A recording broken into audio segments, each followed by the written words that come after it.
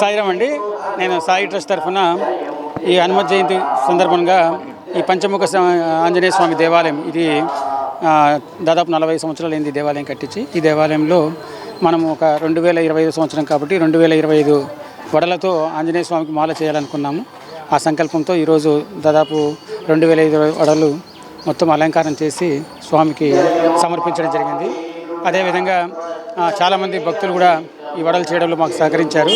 వారందరికీ ధన్యవాదాలు తెలియజేస్తున్నాం. అదే విధంగా ఇప్పుడు సాయంకాలం వరకు మధ్యాహ్నం వరకు పూజ అలంకారం ఉంటుంది. ఆ తర్వాత నారాయణ సేవ అన్నదాన కార్యక్రమంలో ఆ వడలన్నింటినీ వినియోగించడం జరుగుతుంది.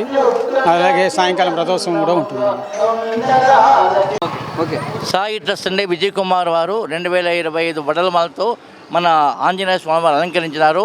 పొద్దున్న 5:30కు స్టార్ట్ అయ్యి పొద్దున్న 5:30 గంటలకు ఉదయం స్నానం అయ్యి నమ్మక నమ్మకములతో శ్రీ సూక్తము పురుషూక్తం శ్రీ సూక్త విధానైన మన్య సూక్త విధానైన ఆంజనేయ స్వామికి పంచామృత స్నానములు జలాభిషేకములు చాలా అద్భుతంగా జరిగినాయి.